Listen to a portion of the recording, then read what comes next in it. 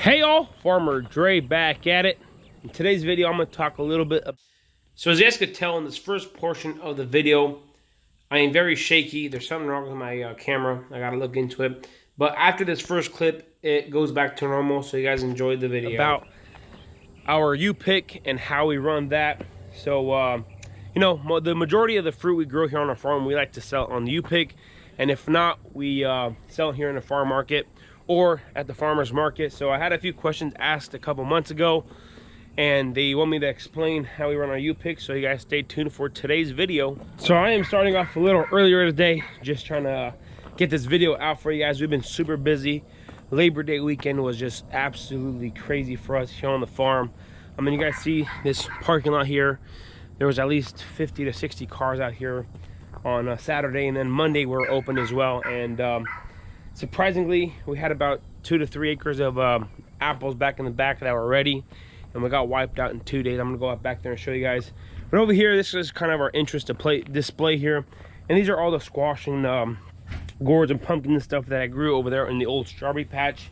So I just put out this display here just for people to see what we have back there, and pretty soon in a couple more weeks we'll probably do the U-pick on these back there. But whenever the customers come out to the farm, they sit down, take their picture there. We got our fancy logo there, and they got an old cider press there. So it just makes it a nice welcoming look to the farm before they come into the farm store there. So then whenever we got super busy, then we just had someone stay out here. It was me. I stayed out here, and the customers walk up here. They just read all the signs here. We just put up these signs just for safety reasons. And with this whole COVID thing, you know, it's like if you don't feel comfortable, wear a mask. If not, you know, just keep your distance, stay safe out there. So we're not going to enforce people to, you know, wear a mask. You know, it's at your own convenience, I guess. And then we have the pricing and then the orchard rules and whatnot. And what we do here on our farm is we have a the bag. We used to sell apples by the 5-gallon bucket, but then we realized that a lot of people in today's age, they don't really buy that many apples anymore. So customers get a 5-gallon bucket and go in the orchard, and they'll only come back with, like, I don't know, a third or halfway full. So then slowly realizing that customers don't want that many apples, we started giving out these bags here. And they're just a 1-peg bag here, holds about 10-13 pounds of apples. And we tell our customers, you know, you don't have to fill them up all the way, just fill up as many as you need. And then we give them out one of these pickers here. They're just a fancy fruit picker, mainly for apples. So then I'll sit out here and explain to them what to do, and then the directions to take out into the orchard there. And I mean, it just makes it nice, simple. Before we did all this stuff, we'd have the customers go inside the store there, and whenever you have, you know, 10 families waiting in line to go out to pick, it was getting a big mess in here in the store, in and out. So we just decided it would be easier for someone to sit out here and explain and direct where the U-pickers are going, and then they'll just check in the farm store before they would leave. So that's kind of what happens here in the entrance whenever the families come out to the farm. And now let's head into the orchard and talk a little bit about pricing and you know, stuff that we have learned over the years when doing a U-pick operation. So whenever I would send the customers out here, we went to the dollar store and bought $1 cones. We bought like 20 of them. And we just made a straight line across the orchard there where where the apples are being picked. And then I just told them, follow the cones, then you'll see rows, whatever, were ready. So these are our row 1, 2, 3. We got some Jonathans here. And whenever you're running a U-pick operation, having signs and letting the customers know where to go is vital. In our first year, I mean, we learned so much. It's unbelievable, and you know, that's why I'm making this video, is so you guys won't make the same mistakes that we did. And you know, first mistake that we realized was with the 5-gallon bucket. You know, that was just too much for the customers in this day and age. I mean, we occasionally get the customers that you know, they want a lot of apples. You know, they come pick like 5 or 6 5-gallon buckets, and then they do a whole entire family you know, reunion where they make all kinds of butters and pies and whatnot. But you know, the average Joe customer, whenever they come out here, they just want a little bit of apples for them and their family. So we'll just send them out here and tell them which rows are ready. And as you can see here, the trees are getting pretty slim here. And back whenever we opened the U-pick, I was standing out here and I was like, man, what are we gonna do with so many apples? We had an extra crop this year. It was like a bumper crop. I mean, there was a lot of apples out here, but you know, thankfully to our good customers who came out here and supported us, as you can see here, the trees are pretty much empty. There's very few up top here, and we'll be having U-pick for another weekend, just trying to clear up the tops here, and the majority of these Jonathans will be done for the U-pick.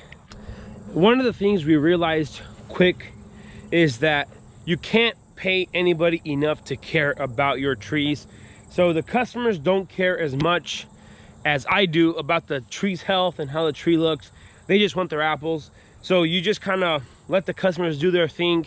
And at first, whenever we first bought the orchard, we were selling a 5-gallon bucket full of apples for $10.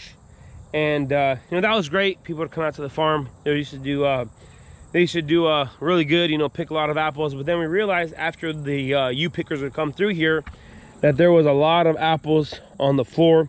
As you can see here, this is not too bad here. Some trees are worse than the others, but like this apple right here, it's a perfectly fine apple. There's nothing wrong with this apple, but due to the food safety and the new food safety rules and whatnot, we cannot harvest these apples unless you're cooking them or above a certain temperature, or you are there's some other leeways and stuff that you can use apples off the ground. We usually don't use any drops or anything like that, just because we like to keep our product nice and clean and fresh.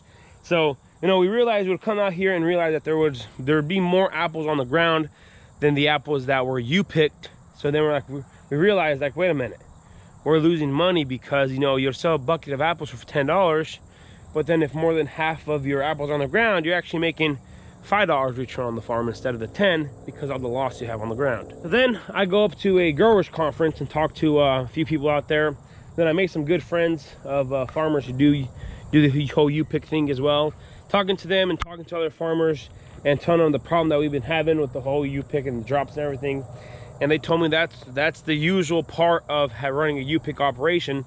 So talking to them and realizing and just discussing ideas, we came to the conclusion that we should start charging more for our U-pick apples. I mean, it's you know, whenever the customers come out to the farm, they expect to get a better price whenever they come out and do the work themselves, but then they don't realize that if they come through and you come out here at the end of the day and there's more apples on the ground than they were in the tree, then there is a problem. So came to the conclusion that the customers are going to have to pay for the apples that they drop and the apples that they're going to take into the farm and take them home. So now what we do on our farm is like on these Jonathans, we were selling them for $1.50 a pound, and then we'll just sell them in those bags there, and the customers fill up the bags as much as they needed, and they'll take them back. And if any apples were on the ground, now it's totally okay, because at the price we're selling them at, the customer, they've already paid for the majority of the apples that they dropped. You know, whenever the customer takes their bag and takes it home, they didn't realize, but at that price, you know, it makes it worth it for us, because now we're not losing the potential crop that if we would have came and picked everything. I mean, it's just a learning experience. You just gotta live and learn. So that's what we do here on the farm. I mean, it is nice whenever we do the U-pick, because most of the customers, they come and do the work for you. But then again, I mean, there's ups and downs to everything. And whenever we do the U-pick, we're not necessarily selling the apples to the customers. They're coming out here for the physical product, but it's more about the experience for the kids. You know, they're paying more for like the entertainment part of it. So it's kind of like whenever they go to an amusement park or to the zoo, you know, they're paying for the farm or the place to entertain their kids. So that's why, you know, the customers that come out to the farm, you know, they're not too worried about paying a little more for the apples, because their kids are out here having so much fun, you know, picking apples, and they're making memories out here on the farm. So all in all, you are selling the experience and not the physical product. And it's the same way with all the other fruits we sell. Like on the strawberries, you know, on strawberries, there's potential crop loss there for the U-pickers as well.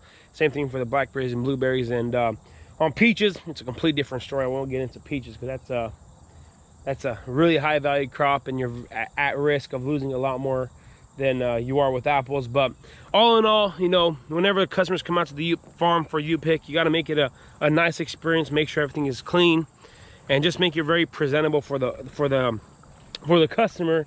Because like I said, you are not just selling the physical product, you're selling the experience, and you're just making a more of a family tradition, so that whenever the families come out to the farm every year, they get the same experience and the same good vibes that you would if you were going any place else. So yep, as you guys can see here, in the last 2 days, or last weekend, our apple crop of the Jonathans back here have pretty much been wiped out just in 2 days.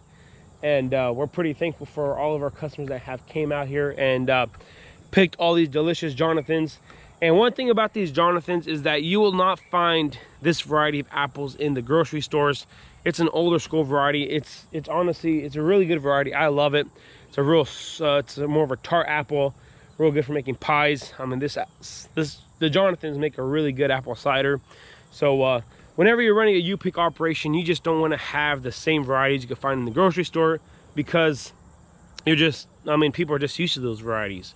But if you're selling a high value variety, and there's all kinds of other varieties that are super good and delicious that you will not find in the grocery store. So that's our goal here on our farm, is to sell a really good quality fruit so that customers can enjoy the experience, and then when they go home, they go ahead and enjoy those fresh apples. So as you guys can see here, this tree is about 7 foot tall, and this is on a semi-dwarf feeding rootstock here. It's on M26.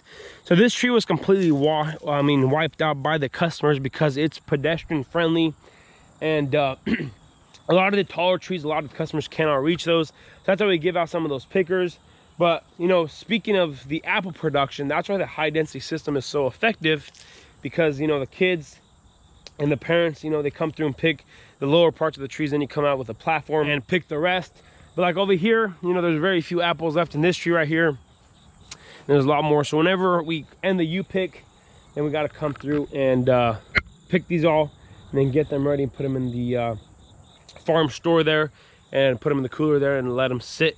And by the time we sell them in the at the farm or at the farmers markets, or we'll just press them to cider. So yep, a little bit about our U-pick apples here. So this is going to be pretty much it for today. Just a quick little video about how we run our U-pick and some of the things we learned over the years. And if you guys have any more questions that I forget to talk about, you know, go ahead and leave them down in the comment section below, and I'll try to respond as to the best of my knowledge as possible. And you know, we've been super busy here on the farm this time of year. Now that we're doing a lot more strawberries, it gets really, you know, the time is winding down. Like I was out last night pretty late getting the soil ready, plowed that up, getting ready to go. And today the forecast looks like there's going to rain all day.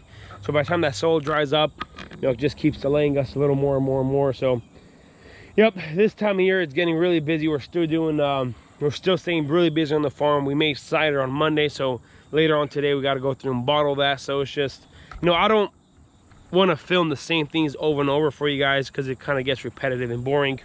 But I'll try to take you guys along as much as I can. I'll definitely take you guys along with our whole entire strawberry operation there, and doing that. So this is going to be pretty much it for today. If you guys haven't already, go ahead and smash that like button. Go ahead and hit that subscribe button if you guys enjoyed today's video. Don't forget to hit that notification icon if you guys haven't already. Don't forget to share this video with a friend. You guys have a great day, and we will see you next time.